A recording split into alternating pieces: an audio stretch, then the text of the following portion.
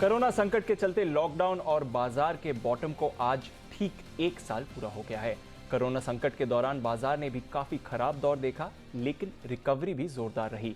Bottom बनाने के बाद 1 साल से भी कम वक्त में निफ्टी डबल हो गया। तमाम शेयर 10 गुना से ज्यादा का उछाल दे चुके हैं। लेकिन कोरोना संकट से निवेशकों को क्या सिखाया है? बाजार की 1 साल की चाल में क्या हैं बड़े सबक, और ऐसी स्थिति के लिए हम किस तरह आगे तैयार हो सकते हैं, किस तरह के हमें मौके मिले हैं, ये समझने के लिए आज हम लेकर आए हैं एक खास पेशकश, बॉटम से टॉप तक लर्निंग एंड लेसन्स। नमस्कार, मैं हूं दीपांशु भंडारी और एज ऑलवेज मेरे साथ हैं जी बिजनेस के मैनेजिंग एडिटर अनिल सिंघवी। और सर, सबसे पहले तो मैं आपका शुक्रिया अदा करना चाहता हूं कि ये 1 साल में इतना सब कुछ जो आपने बाजार से सीखा वो मुझे सिखाया, हमारे सारे व्यूअर्स को सिखाया, और पूरा जो आपका एक्सपीरियंस है उसका फायदा हमें मिटाया। दीप, देखिए इस पूरे 1 साल में मैंने सिखाया कम है, सीखा ज़्यादा है एक्चुअली। मतलब 1993 से मार्केट्स एकदम क्लोजली ट्रैक कर रहा हूँ। उसके पहले हल्का फुल्का इंटरेस्ट था। 1994 मान सकते हैं, जहाँ से तो 100% ट्रैक कर रहा हूँ। तब से लेकर अब तक सबसे ज़्यादा अगर किसी 1 साल में सीखने को मिला है तो 2020 में। बिल्कुल भी नहीं सोचा था कि इतनी तेज़ी से हम गिर सकते हैं कि आधे ही रह जाएं 50-60 दिनों में जी। और ऐसा तो बिल्कुल भी नहीं सोचा था। हाँ, गिरने में फिर भी एक बार सोच लेंगे इतनी तेज़ी से गिर सकते हैं, लेकिन इतनी तेज़ी से वापस बढ़ सकते हैं, सर। ये तो मतलब कंप्लीटली अनएक्सपेक्टेड है कि वाकई में गिरने के बाद इतनी फास्ट रिकवरी भी आ सकती है, और वो भी ऐसी सिचुएशन में कि जब आपके पास एक ही तरीका है बचने का कि कुछ ना करें, घर में बैठे रहें। आमतौर पर अदरवाइज ये होता है कि अगर आप फाइनेंशियल स्ट्रेस में है, बिजनेसेस कम है, नहीं है, तो आप ये सोचेंगे ज़्यादा काम करें, है ना। 12 घंटे करते हैं तो 14 करें, 16 घंटे करें, ज़्यादा काम करेंगे तो जल्दी रिकवरी होगी। लेकिन इस बार तो रिकवरी का मतलब है कि आप घर में बैठे रहें, कुछ ना करें तो ही रिकवरी होनी। सो इस लिहाज से मुझे लगता है कि फॉल और फॉल के बाद की रिकवरी दोनों ने बहुत कुछ सिखाया है इस बार बाजार में, बहुत कुछ। मतलब सोच नहीं सकते उतनी ज़्यादा लर्निंग मिली, और आज वही लर्निंग हमने कुछ 10 भागों में बांटी है, और वो हमारे दर्शकों के सामने रखने की कोशिश करेंगे कि मैंने क्या सीखा है। मैं बहुत साफ कहना चाहता हूँ दीप कि इस सेशन को इस तरीके से न देखें कि हम ये सिखाने की कोशिश करेंगे हमने कि आपको क्या सीखना चाहिए। नहीं, ऐसा नहीं है जी। मैंने क्या सीखा है इस पूरे साल में, वो मैं बताने की कोशिश कर रहा हूँ कि जो मैं 1 साल पहले और 1 साल बाद में मुझ में जो फ़र्क दिखता है वो कुछ चीज़ें हमने निकाली है। बिल्कुल सर, और कई सारे आपके इस साल डायलॉग्स भी हुए हैं जो काफ़ी पॉपुलर हो गए और हमारे दर्शकों को पसंद भी आए। तो एक रिकैप ले लेंगे, एक समझेंगे कि क्या बड़ी सीख रही हैं, और इसको फिर हम एज एन इन्वेस्टर हमारे आगे की जर्नी में कैसे अप्लाई कर सकते हैं। तो सर, सबसे पहली बात से शुरू कर सकते हैं, जब इतनी बड़ी गिरावट आती है तो इसको समझें कैसे, इससे संभलें कैसे? ये अंदाज़ा लगाना बहुत मुश्किल काम है, आसान नहीं है। हम फॉर्चुनेट रहे कि इस बार गिरावट की शुरुआत में 12,000 के लेवल के आसपास से निफ्टी पर अंदाज़ा लग गया था कि कुछ बड़ा और कुछ वाकई में बेहद ख़राब होने वाला है।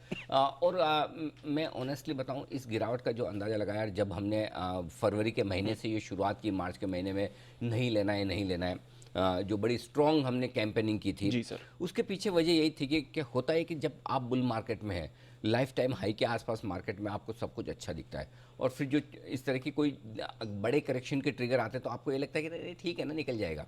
ऐसे बहुत सारे आते जाते हैं, पैसा है, तेजी है, सब कुछ है, क्या फ़र्क पड़ता है। वो डिनाइल मोड में हम रहते हैं कि मानने को तैयार नहीं कि कुछ खराब हो सकता है। Rightly so. हमने जो अंदाज़ा लगाने की कोशिश की वो ये कि किसी इवेंट को आप एनालाइज करके ये देखिए कि वाकई में इसका असर क्या हो सकता है। और मैं बहुत आसानी से आपको कहना चाहता हूँ, और हमने बिल्कुल बाजार इतना तेजी से गिरेगा ये अंदाज़ा नहीं लगाया जी। हमने अंदाज़ा किस बात का लगाया कि कोरोना वाकई में कितना खतरनाक हो सकता है। अगर कोई एक ऐसी बीमारी जो चीन से शुरू होकर पूरी दुनिया में घूम रही है, और इसलिए घूम रही कि लोग घूम रहे हैं, अगर लोग घर में बैठे रहे तो ये नहीं फैलेगी, बड़े लोगों को फैल रही है, और इसका एक ही सॉल्यूशन, सब लोग घर में बैठ जाएं, कामकाज ठप हो जाए जी। ये तो फिर बड़ी दिक्कत की बात है। तो अगर इस तरह की कोई प्रॉब्लम है तो वो 6 महीना, 3 महीना, साल भर अगर उसने दुनिया को एक जगह पे खड़ा कर दिया तो फिर काम कैसे चलेगा। ये कॉल था कोरोना पर जी। उस कॉल को हमने मार्केट पर डाला जी। कि आज नहीं तो कल मार्केट इस पर रिएक्शन देंगे। मैं बहुत साफ कहना चाहता हूँ कि मार्केट आधे रह जाएंगे एकदम इतनी तेजी से 50-60 दिनों के करेक्शन में, ये हमने नहीं सोचा था। लेकिन स्पीड जो गिरने की थी वो बेहद फास्ट थी, और ऐसी फास्ट स्पीड में आपके लिए ये पहचानना बहुत जरूरी है कि बड़ा क्या बदल रहा है। आज भी हम लाइफ टाइम हाई पर हैं, छोटे मोटे करेक्शन आते हैं, छोटे मोटे करेक्शन से हम नहीं करवाते हैं, और अब हम कभी नहीं कहते। कई बार लोग कहते हैं अब बताइए नहीं लेना है, नहीं लेना, कब आएगा? वो हमेशा नहीं आता। करेक्ट। वो जब आता है तभी आता है, वो वंस इन लाइफ टाइम है जी। 5-7-10% के फॉल के लिए आप कभी ये नहीं कहेंगे कि नहीं लेना है जी। वो तो लेने का ही मौका है। Correct. लेकिन जो एक लाइफ टाइम फॉल मिलता है इतना फास्ट, इतना बड़ा, वो वंस इन लाइफ टाइम है। वापस मेरी जिंदगी में मैं वैसा देखूंगा नहीं देखूंगा मुझे नहीं पता। नहीं हो तो अच्छा नहीं हो तो अच्छा है, हो तो भी अच्छा है। अच्छा, हो तो भी इसलिए अच्छा है कि हम पहले से ज्यादा समझदार हैं। Correct, ये तो है। तो हो तो भी अच्छा है। तो पहली चीज तो है कि जब इस तरह की बड़ी गिरावट का आपको अंदाजा लगाना पड़े। देखिए, छोटे मोटे करेक्शन आप छोड़ दें, छोटे मोटे मौके तेजी मंदी के छोड़ दें, चलेगा। लेकिन अगर एज एन एक्सपर्ट मैं बाजार के बड़े करेक्शन को मिस कर जाऊं और ये ना पता लगा पाऊं कि बाजार 40-50% गिर सकता है, तो फिर तो मेरी बड़ी गलती है। इसलिए बड़े करेक्शन को पहचानना जरूरी है, और बड़ी गिरावट के पहले निवेशकों को बेच देना जरूरी है। ये जरूरी है। जो ये सबसे बड़ी लर्निंग है कि बड़ी गिरावट को पहचानिए और बड़ी गिरावट को बेच दीजिए। चलिए। और दूसरी बात ये तो इन्वेस्टर्स के लिए, और ट्रेडर्स के लिए एक ही चीज सबसे ज्यादा जरूरी, जिंदा रहना। जी। मैं बार बार ये कहूँगा कि अगर आपके जिंदा रहने से मतलब ये नहीं कि आपकी सांसें चल रही है। ट्रेडर्स के लिए सांसें तो आपकी शरीर के लिए जी। और पैसा आपकी ट्रेडिंग पोजीशन के लिए, तो वो आपकी ऑक्सीजन है। पैसा अगर वो आपके पास है तो आप ऑक्सीजन ले सकते हो। तो इसलिए आपके लिए बचे रहना जरूरी है, जिंदा रहना जरूरी है। आप कल सौदा करने के लायक हैं कि नहीं है, जी, सही बात। आज का छोड़ दीजिए। अगर आप उसके लायक नहीं बचेंगे तो कमाएंगे कैसे भाई? मैं तो कई बार कहता हूँ कि राजस्थान में हमारे कहावत है, जहाँ घुमा है वहीं तो ढूंढोगे। हाँ। अगर आपके पैसे या नोट यहाँ गिर गए, आपका कोई सोने का आइटम है गिर गया, खो गया, तो जहाँ घुमा है वहाँ खोजोगे, कोई दूसरी जगह तो जाके नहीं खोजोगे। अगर आपने मार्केट में पैसा तोड़ा तो पैसा आपको यहीं से कमाना है, आपको यही आता है। तो जब यहीं से कमाना है तो यहीं से कमाने के लिए आप कल बचेंगे क्या? तो ये ट्रेडर्स के लिए बड़ी सीख है, और इन्वेस्टर्स के लिए कि बड़ी गिरावट के पहले आपको एग्जिट करना आना चाहिए, बहुत ज़रूरी है। उसका अंदाज़ा लगाना बहुत ज़रूरी है, वो डिसीजन लेना ज़रूरी है, वो डिसीजन लेना बहुत ज़रूरी है। और इसलिए आपको याद होगा, आप कई बार आजकल मुझे पूछते हुए कि क्या इन्वेस्टर्स को बेच देना चाहिए, और मैं कई बार यही कहता हूँ 10% में आप 3-4% ऊपर के छोड़ दो, 3-4 नीचे के छोड़ दो, बीच के 3-4% के लिए टाइम क्यों करना? सही बात है। करेक्ट। लेकिन वहाँ पर आपको टाइम करना जब 30-40% का मूव हो। ये सबसे पहली और बड़ी लर्निंग है पिछले साल की। बिल्कुल सर। और क्योंकि आपने गिरने की बात पकड़ ली, इसमें ये कैसे आइडेंटिफाई करें कि सब साथ में गिरेंगे, क्या पहले गिरेगा, कैसे गिरावट आती है, ये कैसे समझें? हाँ, ये बहुत बड़ी लर्निंग इस बार की रही कि किससे आपको अंदाजा लगाना है। हाँ। देखिए, होता क्या है, आप HDFC bank, Reliance, HDFC limited, Bajaj, L&T, बड़े स्टॉक्स को देखेंगे ना तो आपको लगेगा कुछ खराब नहीं है, कुछ खराब नहीं है। बात सही भी है जी। पहली चीज आपको ये समझनी जरूरी है कि जिस वजह से बाजार गिर रहा है, जिस वजह से करेक्शन आ रहा है, उसका असर सबसे ज्यादा किस पर गिरेगा, सबसे पहले कौन गिरेगा और सबसे ज्यादा कौन गिरेगा। अगर ये चीज समझ में आ गई तो आधा काम आपका हो। जी बिल्कुल। राइट। तो फॉर एग्जाम्पल, जब आप घर में बैठ गए, कुछ नहीं कर सकते, बाहर आ जा नहीं सकते, तो सबसे पहले असर किस पे पड़ेगा?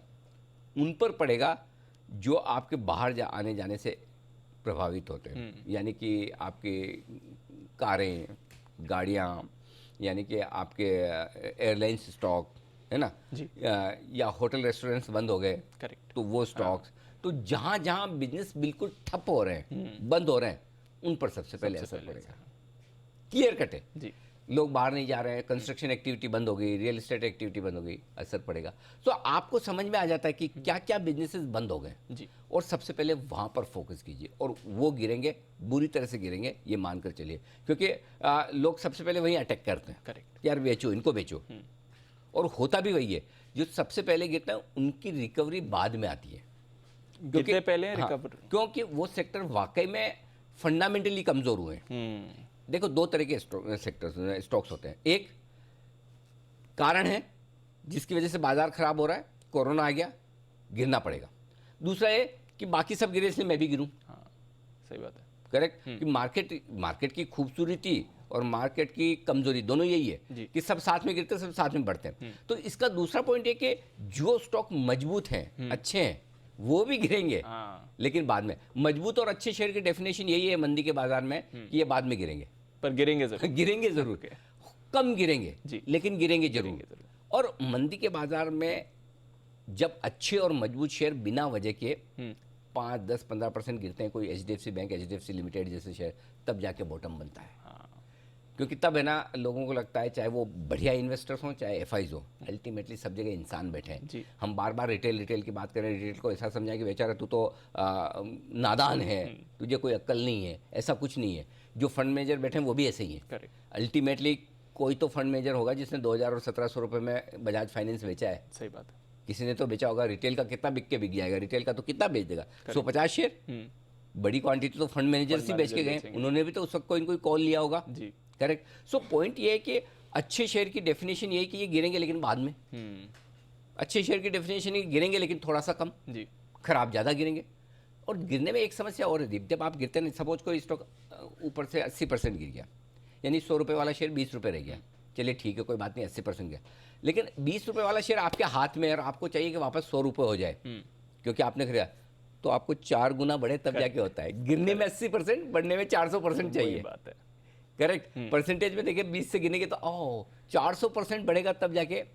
घटना 80% है, बढ़ना 400% है। ये बड़ी समस्या है। तो पॉइंट ये है कि आपको ये ध्यान में रखना जरूरी है कि जो कमजोर सेक्टर्स हैं उनके लीडर्स को पहले बेच दीजिए, जो मजबूत वाले हैं वो बाद में गिरेंगे, इसकी तैयारी रखें। पर सर, इन सब में आपने माइंडसेट की बात करी, डिसिप्लिन की बात करी, वो डिसिप्लिन कैसे लेकर आए? क्योंकि जब भी लूजिंग पोजीशन होती है तो निकलना और मुश्किल होता है, लगता है कि चलो अब रुक जाएगा, और वो करके और लॉस हो जाता है। इसके लिए आपको एक डायलॉग याद होगा जो मैं पिछले साल कहता था कि खून के आंसू पीने। ऑफ कोर्स सर, काफी हिट हुआ था ये वाला। खून के आंसू पीने पड़ेंगे, मतलब नहीं लेना है। अगर आपने कुछ ले लिया, प्रॉब्लम क्या है, लेने में भी हर्ज नहीं है जी, लेकिन दिक्कत है कि हम स्टॉप लॉस लगाना जानते नहीं हैं। उम्मीद में बैठे रहते हैं, आज नहीं तो कल बिकेगा। और उस समय उम्मीद ये होती है कि पहली उम्मीद तो ये होती है कि कल बिक जाएगा ना, परसों बिक जाएगा ना। दूसरी उम्मीद ये होती है कि नहीं बिकेगा, कोई बात नहीं ना, मैं तो लॉन्ग टर्म के लिए हूँ, ठीक है। और तीसरी है कि मैं तो रखूंगा जब तक नहीं। जैसे जिस दिन भाव आपका नीचे जाता है उस दिन आपका कॉन्फिडेंस और कम होता जाता है कि मैंने गलत तो नहीं ले लिया, और जिस दिन आपको फाइनली ये डिसाइड कर ले कि मैंने वाकई में गलत लिया है, और जब आप बेच कर निकलते हैं वो बॉटम हो जाता है। हाँ, ये फैक्ट है, और ये हर बार होता है। इसमें कोई पहली और नई बात नहीं। तो इसके लिए एक ही तरीका सिंपल है कि भाव की उम्मीद में बैठे ना रहे कि मेरा भाव आएगा। अगर आप ट्रेडर हैं तो स्टॉप लॉस लगा कर रखिए, और ज़रूर रखिए। अगर आप स्टॉप लॉस नहीं लगा कर रखेंगे तो फिर वही बात है कि नुकसान आपको उतना ही करना है कि जितना कि अगला ट्रेड करने के लिए पैसे बचे हैं। अगर एक ही ट्रेड में आपने पूरा नुकसान उतना कर दिया, कई बार होता है, मैं देखता हूँ ट्विटर पे, अरे सर, चाहे वो मेरे लिए कहें चाहे किसी हमारे एक्सपर्ट के लिए कहें, आपने ये ट्रेड दिला दिया, मरवा दिया, मैं तो एकदम बर्बाद हो गया। अगर कोई ट्रेडर एक ट्रेड करके बर्बाद होता है, या एक ही ट्रेड में अपनी पूरी कैपिटल खत्म कर देता है, बर्बाद हो जाता है, तो ये जितना कॉल गलत होना गलत है, उतना ही उसका ट्रेड करना भी गलत है। बिल्कुल, कॉल तो कभी भी गलत हो ही सकता है, 100% कभी सही होगा नहीं। आपको क्या है, एक ही ट्रेड में उतना बड़ा दाव खेल लेना है, वो भी तब जबकि मार्केट अगेंस्ट है, वो भी तब जब मार्केट खराब है। तो सबसे पहली चीज़ है कि आपको अपना रिस्क मैनेजमेंट आना चाहिए कि मुझे कितनी रिस्क लेनी है। वो क्या है कि आजकल लोगों को सारी वेब सीरीज और ये सब देखकर बड़ा इंटरेस्ट आ रहा है। रिस्क है तो इश्क है, करेक्ट है ना। तो रिस्क है तो इश्क है, वो बात सही है, लेकिन वो रिस्क आपको कैलकुलेटेड लेनी है ना। कहना आसान है, करना मुश्किल। इश्क भी एक से करेंगे तो ठीक है ना।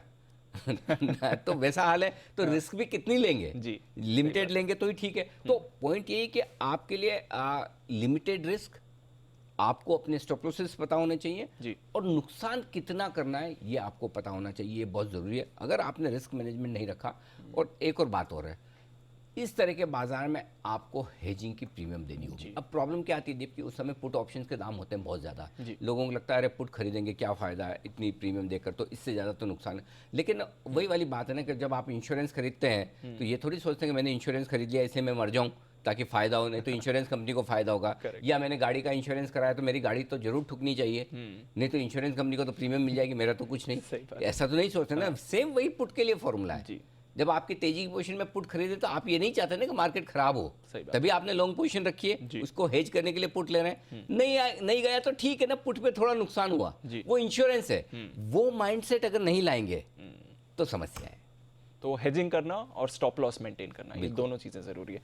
सर हेजिंग और स्टॉप लॉस तो कर लिया, पर सबसे मुश्किल चीज़ ये होती है सर कि बाजार में इतना एक्शन हो रहा है और हम कुछ नहीं कर पा रहे हैं। हाँ। उस टेम्पटेशन को कैसे संभालें? उस टेम्पटेशन को बड़ा इजी है दीप, मुझे नहीं लगता कि उसमें कोई बहुत मुश्किल काम है। कई बार क्या होता है, कुछ नहीं करने से कुछ नहीं करना बेहतर होता है। बिल्कुल। कुछ ना करें, शांति से बैठे रहें, तब भी आपके लिए आराम से पैसा बन सकता है।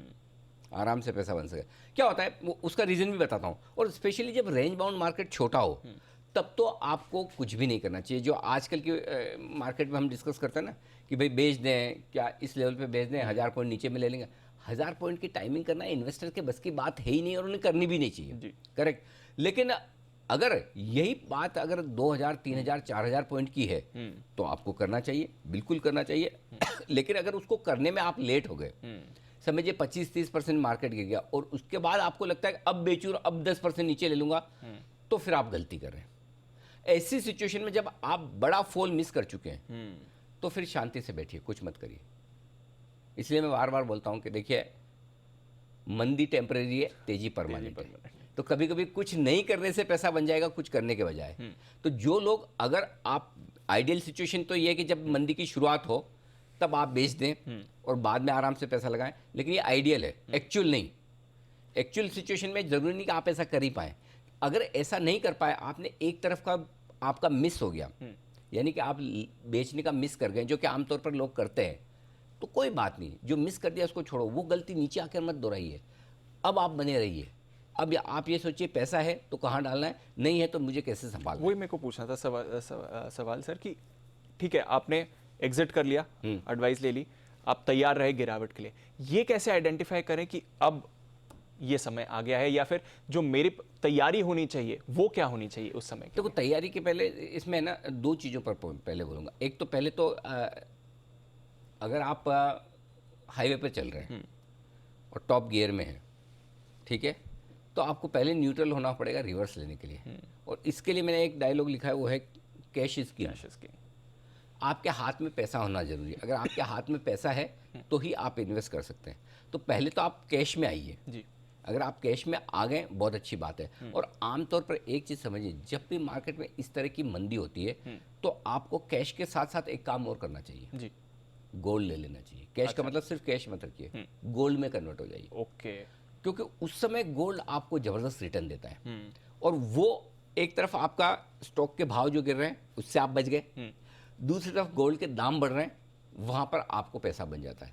तो डबल फायदा है आपको। तो कैश रखना इसलिए जरूरी है कि जब आपके पास शेयर हैं, यानी कि आप इन्वेस्टेड हैं, यानी कि आप ड्राइव कर रहे हैं, आप 3rd, 4th, 5th गियर में चल रहे हैं, 12,400 की निफ्टी है, लाइफ टाइम हाई के आसपास, आप टॉप गियर में जी। टॉप गियर से आपको रिवर्स जाना है, वापस नीचे गिरना है। करेक्ट। तेजी के मार्केट से बुल रन से बेयर रन में आना है। पहले न्यूट्रल तो होइए। न्यूट्रल कब होंगे आप? जब आपने अपनी तेजी की पोजीशन कम की है जी, फिर आप बेचेंगे। नहीं तो आप अभी तक तो तेजी की खत्म नहीं कर पाए, तो शॉर्ट क्या करेंगे? करेक्ट। ट्रेडर्स के लिए तो शॉर्ट वहां से करेंगे। उसके बाद जब नीचे आया, और जब नीचे आया तो जब बाकी लोगों को बेचना है, तब आपको शॉर्ट काटनी है और तब आपको फ्रेश खरीदारी करनी है। इसलिए कैश होना बहुत ज़रूरी है। अल्टीमेटली देखिए, और हर वक्त ये होता है, हर मार्केट में होता है, हर जो कत्लेआम होता है मार्केट का, उसमें कैश की वैल्यू बढ़ जाती है। और उस समय लोग यही ढूंढते हैं किस कंपनी की बैलेंस शीट में सबसे ज़्यादा कैश है, कम से कम इतनी तो है, ये ले लीजिए। तो पहली चीज़ तो ये है कि आपको कैश होना चाहिए, और दूसरी चीज़ ये कि आप उसको गोल्ड में कन्वर्ट करके फिर इन्वेस्टेड रहें, वो ज़्यादा बढ़िया। तो गोल्ड की सेफ्टी लेना भी ज़रूरी है इस समय में। गोल्ड की सेफ्टी लेना बहुत ज़रूरी है। और मंदी के वक्त 10 में से 8 बार गोल्ड आपको पैसा बना कर देगा, और साथ में कैश की तरह वो भी आपको फायदा दे देगा। तो नहीं तो कैश ही रहेगा, अप्रिसिएशन नहीं आएगा। ऐसा नहीं होता कि कभी भी आपका पैसा बनेगा ही नहीं, कहीं न कहीं तो पैसा बनेगा ही बनेगा। और कहीं न कहीं पैसा बनने वाला जो मामला है वो आपका गोल्ड में हो जाएगा। क्लियर बात है सर। तो कैश इज किंग, थोड़ा गोल्ड पर भी रखें, स्टॉप लॉसेस रखना जरूरी है, रिस्क समझना बहुत बहुत जरूरी है इस मार्केट में, और ऑफ कोर्स मार्केट का मोमेंटम भी। तो ये तो कुछ बड़ी सीखें हैं सर की तरफ से, पर कुछ और बड़ी सीखें हैं, और इसको आप अपने इन्वेस्टिंग में कैसे इस्तेमाल कर सकते हैं, और आगे जाकर यहाँ से क्या सीख लेनी चाहिए, ये भी समझना जरूरी है। तो एक छोटा सा ब्रेक लेते हैं, ब्रेक के बाद इस डिस्कशन को जारी रखेंगे सर के साथ। बस 2 मिनट में लौटेंगे।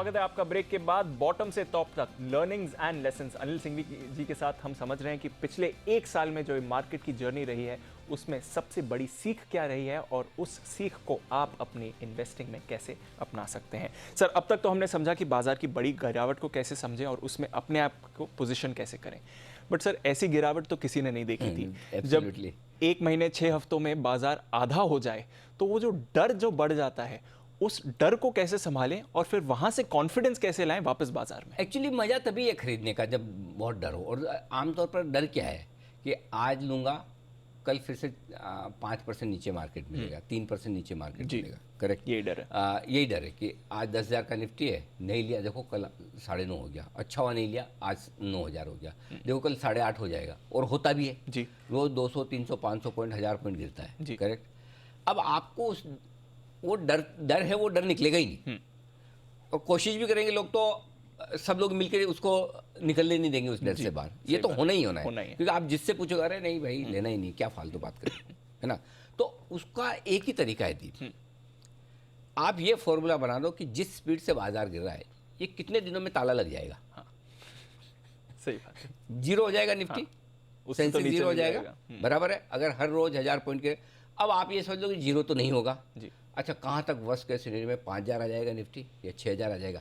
अब आप 8,000 पे हैं, 9,000 पे हैं और आपको वर्स्ट केस सिनेरियो 5,000 या 6,000 लगता है, तो फिर आप, और रोज की स्पीड गिरने की 500 पॉइंट है, तो आपको पता है ना 10 दिन की आपको पैसा लगाना है जी, कि हर 500 पॉइंट पे 5 दिन 10 दिन आपको लगा लेना है जी। उतनी तो बात है, बस आसान काम हो गया। वो बहुत इजी है कि शोरगुल। आप ये सोच लो कि बाजार बंद होने वाला है, अगर आपको लगता है बंद ही होगा तब तो फिर आप पैसा कहीं भी रखो ना, सभी खत्म ही होना है आपका, दुनिया ही खत्म होनी है, तो फिर क्या है। बाकी अदरवाइज आसान है। आप ये स्पीड बना लो कि मेरा बॉटम यहाँ है। आप लोग क्या कहते हैं वो छोड़ दीजिए। आपको लगता है निफ्टी 5,000 बॉटम है या 7,000 बॉटम है, जो आपको बॉटम लगता है वो मान लो।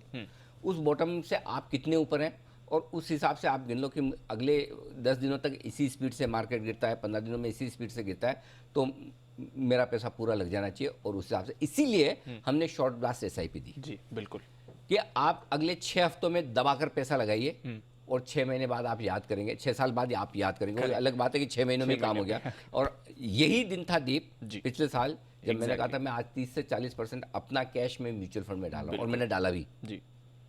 वो ये वही दिन है 23 मार्च का। तो अब उस समय हिम्मत चाहिए, लेकिन सारा पैसा मैं भी नहीं लगा पाया, 20% रह गया, क्योंकि हो सकता है कुछ और गिरे, तो आपको क्वेश्चन रखना। 100% आप कभी इन्वेस्टेड नहीं हो सकते, 100% कभी आप एग्जिट नहीं कर सकते जी। दोनों ही चीज़ें होती है, बट जितना कर पाए उतना ठीक है ना। 80% भी आपने कर लिया तो जंग जीत ली जी। तो पहली चीज़ ये कि आप जितनी तेज़ गिरावट हो उतना तेजी से पैसा लगाए।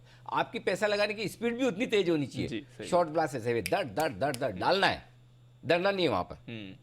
क्या होगा, कल नीचे देखोगे ना तो नीचे देखेंगे, नीचे और डालना है। सही बात है, सिंपल एक चीज़ है। दूसरा एक और चीज़ है कि कई बार हम कहते हैं कि लोगों को एसआईपी नहीं करनी है, म्यूचुअल फंड सीधा शेयर खरीदना है। अब शेयर कैसे खरीदें, इसका एक फॉर्मूला है सिंपल, 1-2 फॉर्मूला। आपके ज़माने में बाप के ज़माने के भाव आए, हम ये कहते हैं जी, मतलब ज़माना आपका है, मेरा है जी। अगर शेयरों के दाम ऐसे हो जाए जो हमारे पिताजी के ज़माने में थे जी, कोई 3,000 का स्टॉक आपको 1,000 में मिल रहा है जो पिछली जनरेशन में हुआ करता था। करेक्ट। तो बस यही तो टाइम है भाई।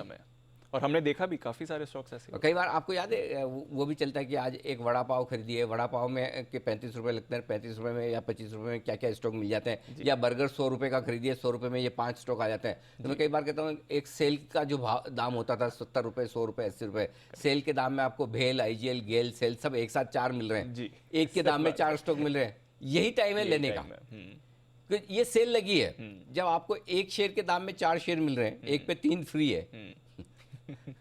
जो अपने पिताजी के ज़माने में शेयरों के दाम चलते थे वो अपने ज़माने में मिल रहे हैं, यही लेने का वक्त है। करेक्ट। तो सिंपल है, शॉर्ट ब्लास्ट एसआईपी करें अगर आप फंड में है तो।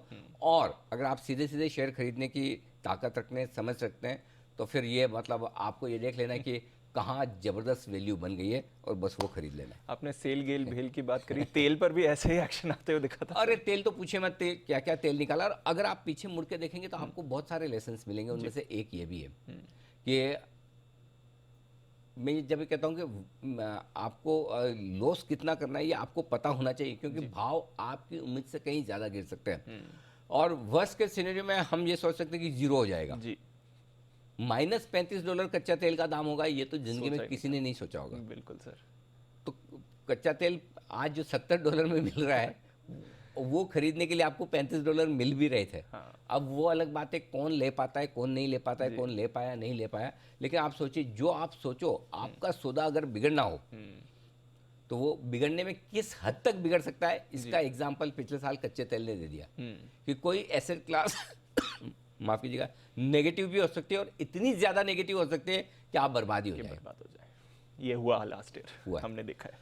अच्छा सर, इसमें एक और आपसे चीज़ समझनी है कि जब बाजार का मूड माहौल ऐसा बदल जाता है तो जो बाकी पिलर्स होते हैं बाजार के, सेंटिमेंट हुआ, फंडामेंटल्स हुए, उसके क्या रोल्स होते हैं उस समय सर? देखिए दीपा, 3 चीज़ें हैं जो बाजार को ड्राइव करती, मैं हमेशा कहता हूँ, सेंटिमेंट शॉर्ट टर्म में, लिक्विडिटी मीडियम टर्म में, फंडामेंटल लॉन्ग टर्म में। जी। तो जब रोज रोज ये सिचुएशन होती जो 2020 की शुरुआत में हमने देखी थी, तो उस वक्त सिर्फ और सिर्फ एक ही चीज़ काम करती है, सेंटिमेंट। जी। पहला केस कोरोना का केरल में आया, लो 200 पॉइंट निफ्टी नीचे, याद है सर, है ना। याद है। अब आज रोज के देखिए 30,000 आते हैं तो कोई फर्क नहीं पड़ता। जी। करेक्ट। ये वो शुरुआत की, पहले की, उसकी अहमियत अलग ही है। करेक्ट। वो तेजी मंदी सब में, वैक्सीन आने वाली, अब आज वैक्सीन आ गई, सबको मनवार करके कह रहे हैं लगा लो भाई लगा लो, लेकिन कुछ फर्क। एक जमाना था जब वैक्सीन आएगी तो वैक्सीन आने की उम्मीद में ही इसका ट्रायल शुरू हुआ है, इसका ये रेशियो आया, उसी में स्टॉक भाग रहे हैं। करेक्ट।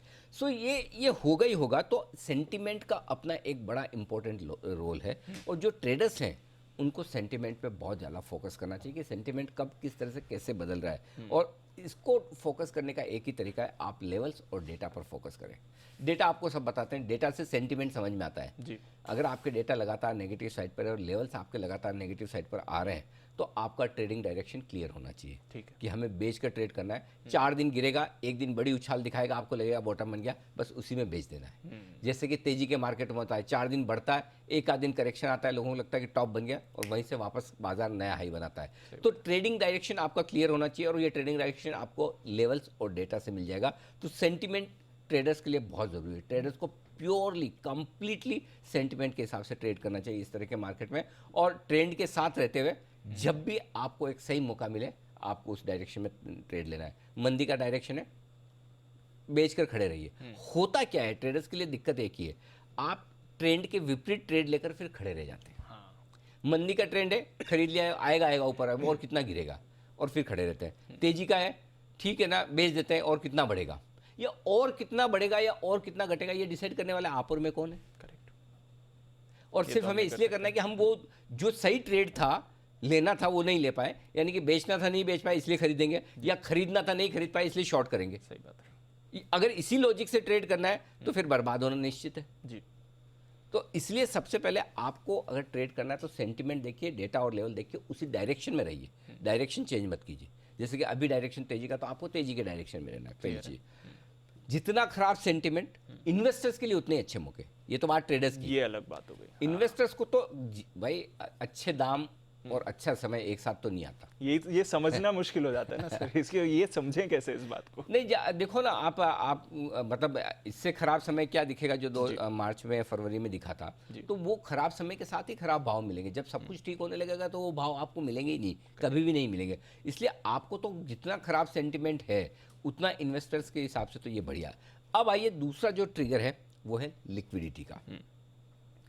अब अल्टीमेटली देखिए, बाजार का गेम तो पूरा पैसे पे है। जी। शॉर्ट टर्म में तो ठीक है, आपका सेंटिमेंट काम करेगा, लेकिन मीडियम टर्म में जेब में पैसा है तो ही तो शेयर खरीदोगे। अगर आपकी जेब में पैसे, सब कुछ अच्छा लगता है आपको, मैं ये भी ले लूँ, वो भी ले लूँ, ऐसा कर लूँ, वैसा करूँ, लेकिन जेब में लिमिटेड पैसा है ना, और नहीं है तो पैसा कहाँ से आ रहा है, कितना आ रहा है, और कितना टिकाऊ है। पैसे की क्वालिटी और क्वांटिटी दोनों आपको समझ में आना जरूरी है। अब देखिए, इस फॉल में हमने क्या सीखा, जो 2008 में सीखा वो बहुत काम आया जी। 2008 की लर्निंग, 2008 में क्या सीखा कि सबसे ज्यादा पैसा किसके पास है जी, हमारे यहाँ आरबीआई के पास फॉर एग्जांपल, तो वहाँ यूएस एफडीआई के पास, यूएस फेड के पास, सेंट्रल बैंक के पास पैसा है, मशीन है, छापो छापो बांटो बांटो, करेक्ट है ना। अगर सेंट्रल बैंक डॉलर छापने के लिए आ गया, पैसा बांटने के लिए, ये कुबेर है आज के जमाने के, इनके अगेंस्ट जाने का नहीं जी। तो अगर ये पैसा छाप छाप कर बांट रहे हैं तो तो ये क्वांटिटी में भी पैसा आ रहा है, क्वालिटी का भी क्वालिटी पैसा है, में सही बात है। हाँ है ना। इसमें क्वालिटी भी है और क्वांटिटी भी है। जी।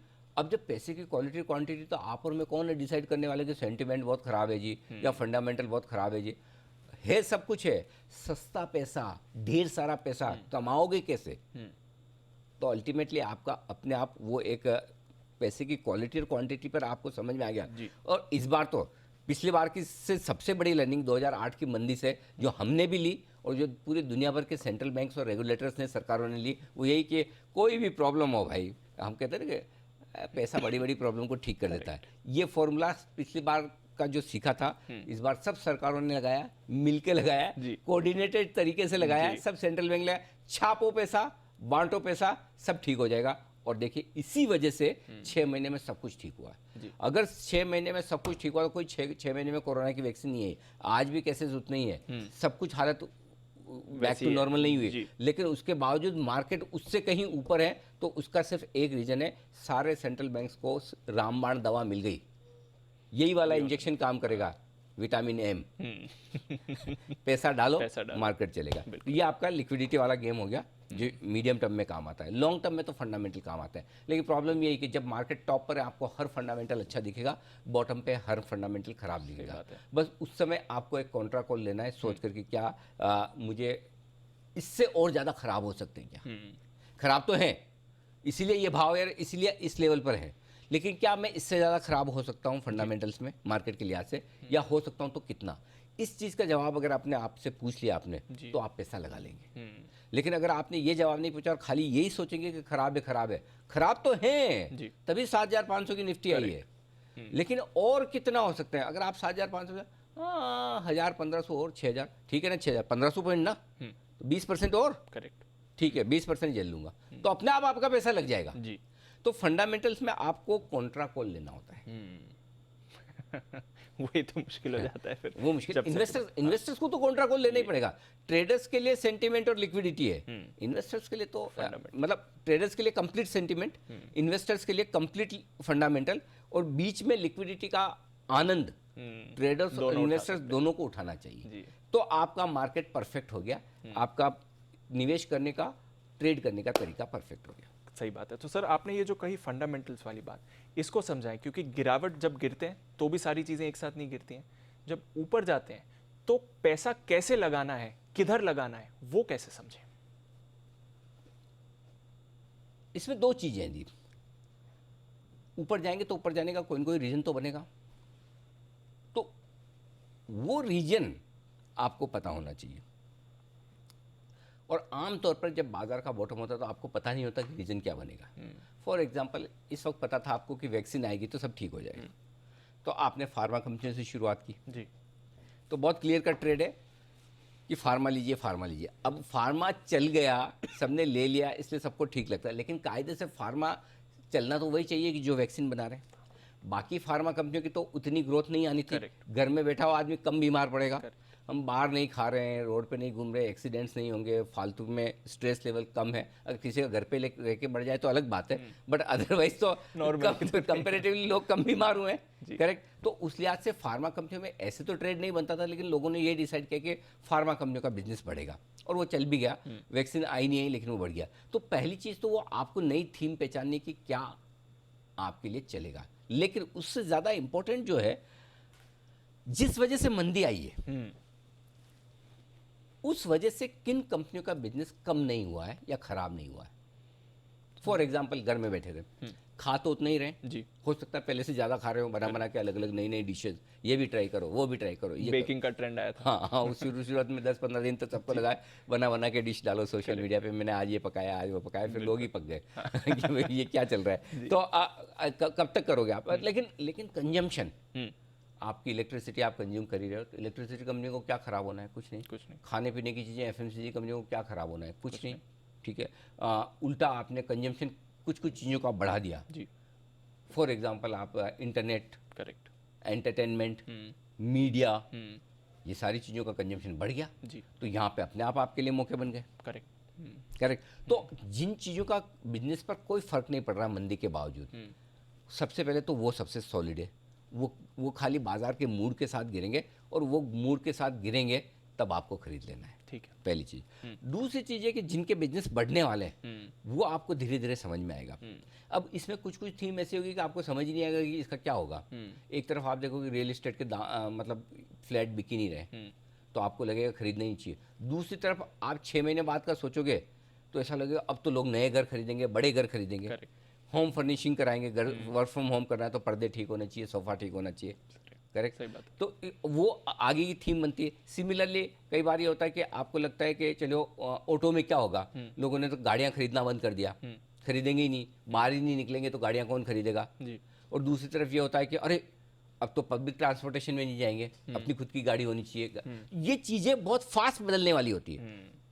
जहां आपका इनिशियली जब मंदी का मार्केट है तब आपका व्यू कुछ और होता है कि ऑटो को लेकर खराब है, रियल एस्टेट को लेकर खराब है, इनमें तो कुछ होगा ही नहीं, और अचानक से इनमें मूड बदलता है कि जब वो ट्रेंड जो बदलता है, कंज्यूमर की जो प्रेफरेंस बदल रही है, वो पकड़ में आना जरूरी है। कैसे पकड़े? वही मुश्किल पे तो सवाल आता है। मुश्किल काम है। लेकिन अगर इसका एक सिंपल, इसके लिए कोई रिसर्च की जरूरत नहीं, आंख नाक कान आपको खुले रखने और कन्विक्शन होना चाहिए कि भाई हाँ कन्विक्शन जरूरी कि हाँ भाई ये होगा। मुश्किल काम है, इसमें कोई डाउट नहीं। कभी कभी ये जो मोमेंटम वाली चीजें आती हैं उस पर भी कुछ ध्यान देना चाहिए सर, कि अगर कोई सेक्टर या कोई चीज मोमेंटम में आ गई वो पकड़े और उसमें भरोसा करें, ऐसा कुछ समझ दीप, इसमें एक समस्या जो हमेशा आपके लिए आएगी और वही समस्या ये आएगी कि है ना, कई बार आपको पता तब चलता है जब थीम शुरू हो जाती है, भाव बढ़ जाते हैं, तब आपको लगता है अरे यार ये नई थीम चल रही है, अब क्या करें। वो होगा, लेकिन उसमें एक चीज ध्यान रखने वाली बात है और वो ये कि आप अगर पीछे मुड़ के देखेंगे, अरे इसका भाव तो 100 रुपए चल रहा था, अब 140 हो गया, अब कैसे लूं, 40% बढ़ा हुआ है। ऐसा करेंगे तो आप कभी खरीद नहीं पाएंगे।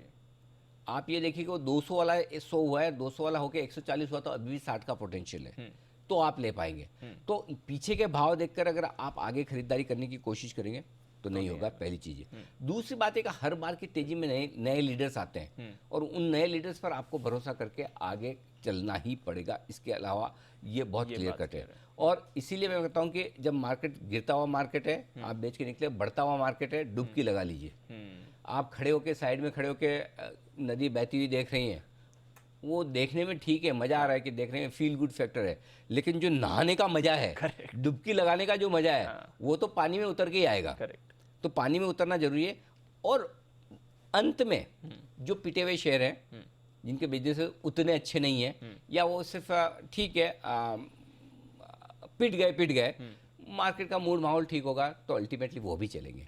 सो आप किस लेवल पर एंट्री कर रहे हैं, बहुत सबसे पहले एंट्री कर रहे हैं बॉटम पे, आप लार्ज कैप खरीदेंगे, उसके बाद क्वालिटी मिड कैप्स खरीदेंगे या large to mid cap share जो है, लास्ट में आपको आएंगे तो आपको फिर कचरा ही खरीदना पड़ेगा क्योंकि अब वही बढ़ना बाकी है। तो वो आप किस लेवल पे एंट्री कर रहे हैं उस हिसाब से, लेकिन एंट्री करें जरूर, ये बहुत जरूरी है। एंट्री करना तो बहती गंगा में डुबती मारना वो बहुत जरूरी। ठीक है सर। पर कभी कभी क्या होता है सर, बहुत सारे लोगों के कंप्लेंट्स भी है और सोशल मीडिया पे भी बहुत सारे लोग कहते हैं जो स्टॉक मैं खरीदता हूँ या जिधर मैं डिसाइड करता हूँ कि अब मैं पैसा लगाऊंगा, मार्केट वहां से रिवर्स होता है या फिर वही स्टॉक नहीं चलता है, बाकी सब चलता है। ये बहुत लोगों की कंप्लेन है सर। ये सबकी, मेरी भी है। होता है कि एक ही बड़ी समस्या है कि आमतौर पर चाहे वो ट्रेडर हो या इन्वेस्टर के, जो शेयर आप लेते ही गिर जाता है और जो बेचते ही बढ़ जाता है। मतलब पता नहीं, मतलब आपके शेयर के ऑर्डर के साथ, ट्रेड के साथ आपकी जन्म कुंडली जाती है या पता नहीं क्या मालूम कि अच्छा तुम हो, तुमने बेचा है, अब तो वापस ही नीचे भाव ही नहीं आएगा, या अच्छा तुम हो, तुमने खरीदा, अब देखो तुम्हारे यहाँ पार्किंग हो गई। ये अंतर्राष्ट्रीय समस्या है, कोई खाली मतलब हमारे दर्शकों की हो या किसी आपकी मेरी हो, ऐसी नहीं है, सबकी समस्या है कि बेचते ही बढ़ जाता है, लेते ही घट जाता है। ये तो, और ये होगा अगर कभी आपने शेयर खरीदा, लेते आपका बढ़ गया, तो प्लीज़ इस गलतफहमी में बिल्कुल ना रहें कि आप और मैं बड़े स्मार्ट हैं, बड़े बुद्धिमान हैं, अंदाज से हो गया होगा। लेकिन अगर लेते घट जाता तो इसका मतलब ठीक है कि आप नॉर्मल इंसान हैं।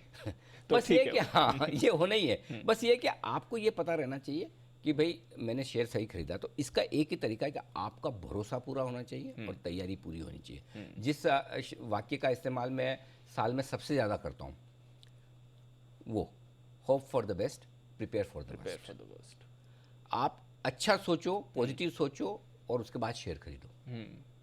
लेकिन तैयारी आपका सबसे बुरे समय की भी होनी चाहिए कि आज हम 15,000 की निफ्टी पर कुछ लेते हैं, ये मान के चले 7,500 आ सकता है। क्या 7,500 आए तो मेरे पास में ये XYZ स्टॉक है, उसमें मुझे समस्या है, अगर नहीं निकल पाया तो क्या कंपनी बंद हो जाएगी?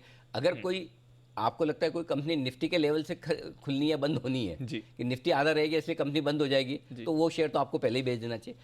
अगर आपको लगता है कि निफ्टी कहीं भी हो, नेस्ले के प्रोडक्ट चलते रहेंगे या लीवर के चलते रहेंगे या जो भी है, तो फिर आपको ज़्यादा सोचने की ज़रूरत नहीं है। दूसरी चीज़, एक और चीज़ जो मैंने इसमें देखी है, जब आप तैयारी करते हैं कि भाई होप फॉर द बेस्ट, आमतौर पे मंदी में खरीदता कौन है? जिसके पास पैसे है, जिसके पास विजन है। ठीक है, तो पैसा और विजन किसके पास है, इसका मैंने एक सॉल्यूशन देखा है, वो होता है प्रोमोटर। सबसे ज़्यादा किसी कंपनी को कोई जानता है तो प्रोमोटर जानता है। तो ऐसे में खराब मार्केट में किसी प्रोमोटर के पास पैसे हैं, इसका मतलब ये उसने आलतू फालतू धंधों में इधर उधर पैसा नहीं लगाया, तभी तो पैसा बचा है। सही बात है, फोकस्ड है जी।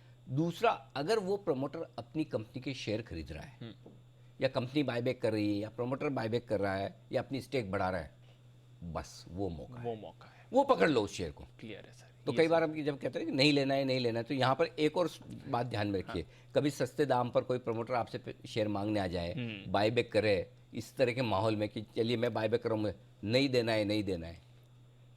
इसका एक बड़ा एग्जाम्पल आपने दिया है। आप और हम कर चुके हैं, 1-1 घंटे का शो भी कर चुके हैं। एक नहीं, कई एग्जाम्पल हैं जहाँ प्रमोटर स्टेक खरीद रहे हैं, बढ़ा रहे हैं, वो चीज़ आपको ध्यान रखनी चाहिए। क्लियर है कि हमें वो शेयर चाहिए ही चाहिए। तो अच्छी कंपनी का शेयर किसी भी भाव पर आपने सरेंडर नहीं करना, ना औने पौने दाम पे देना ही नहीं है।